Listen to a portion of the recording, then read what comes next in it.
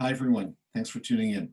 Even though I'm recording this Devar Torah for Shabbat and after Shabbat, I'm actually recording it on the last day of Hanukkah, this day filled with light. So I'm wishing everyone a happy Hanukkah and to be the light and to take that fullness of light in this time of physical darkness and as we look to a hopeful future to embrace that light.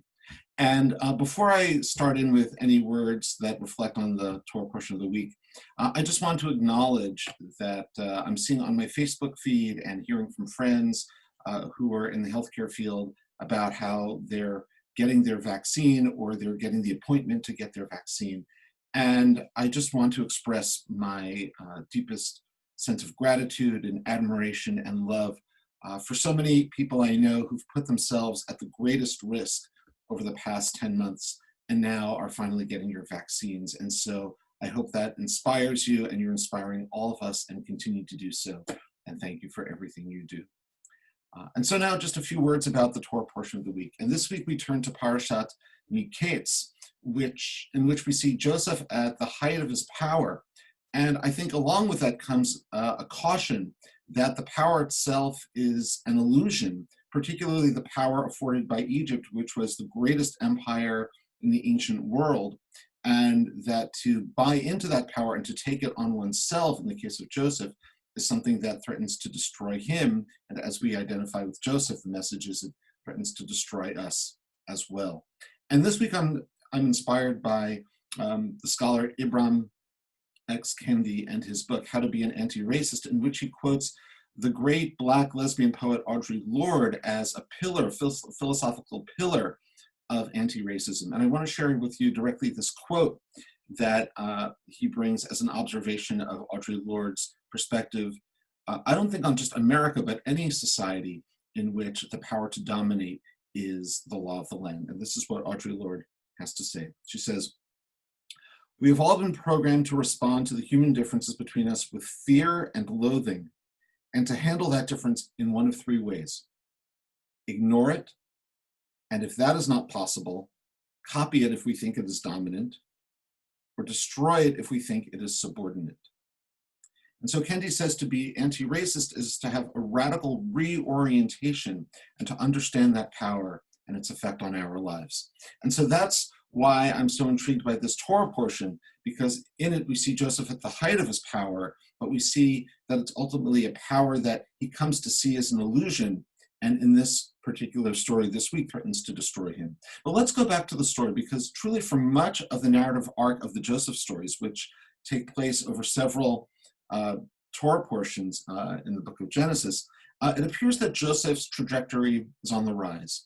He's despised by his brothers, never mind why he's despised by his brothers, but he is. He's thrown into the pit. He's taken out of the pit by slave traders. He's brought down to Egypt, and the Torah specifies he goes down to Egypt as a slave in Potiphar's house. He winds up in prison. And there, thanks to a combination of his ability at dream interpretation and his own ambition, he has a meteoric rise to power, in which, in this week's Torah portion, he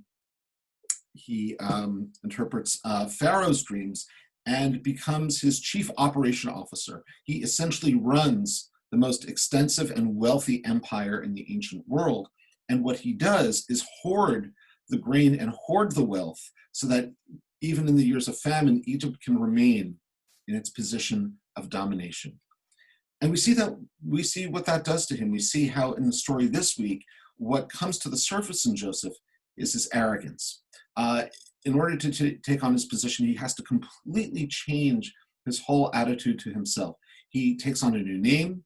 He's given a new family with a new kind of status and caste within the royal structure of Egypt. He even takes on new clothes. And in that position, he rules over and perpetuates the domination, such that when his brothers come, of course, they don't recognize him.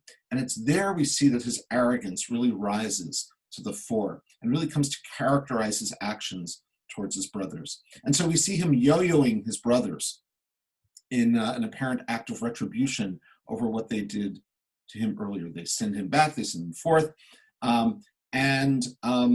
In a very telling moment, he asks about his father, Jacob. And it appears that he still has these feelings of great longing and attachment to the father who loved him, perhaps the only person he knew in the household who really loved him, because certainly his brothers didn't. And then something really quite telling happens when the brothers return after being sent away, that the rabbis really focus on. And if you remember, Joseph asks his brothers when they come back and they speak about their father, he says, "Is your father still living?" Right? How is your father? And the brothers say to them, "Our father, your servant, is well and alive."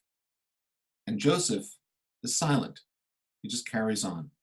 And the rabbis look at that moment where the brothers introduce their father, Joseph's father, to him as your servant, and Joseph's silence as a complete and utter moral failure. Because of course, Jacob wasn't Joseph's servant, he was his father. He was the father who loved him. And Joseph should have showed him some kavod, some respect, some love, and given the opportunity to correct his brothers and say, no, he's not my servant, he's a person of great honor and prestige. He didn't, and he failed. And according to the rabbis, in the eyes of the rabbis, Joseph never recovers from that moral failure. And so I come back to Kendi's thesis about power and the prevalence of power and the way in which it becomes so attractive to human beings that it becomes self-legitimating. And when it's self-legitimating and we take it on as an aspiration for ourselves, it can destroy us. And so following Kendi, this story illustrates for us that we really do need this radical reorientation to interrogate power, to see the ways in which it destroys people, and to see the ways in which we may be willing or unwilling accomplices, or I should say willing or unknowingly willing accomplices in the perpetuation of this power. And once we understand that, then we can act to undo it. And that's ongoing work. It's work for this moment, it's work for all moments, and perhaps it's a fundamentally human problem as well. So thank you for tuning in, everyone. I wish you a Shabbat Shalom. Spread the light, be the light. Look forward to seeing you soon. Thanks so much. Take care. Bye-bye.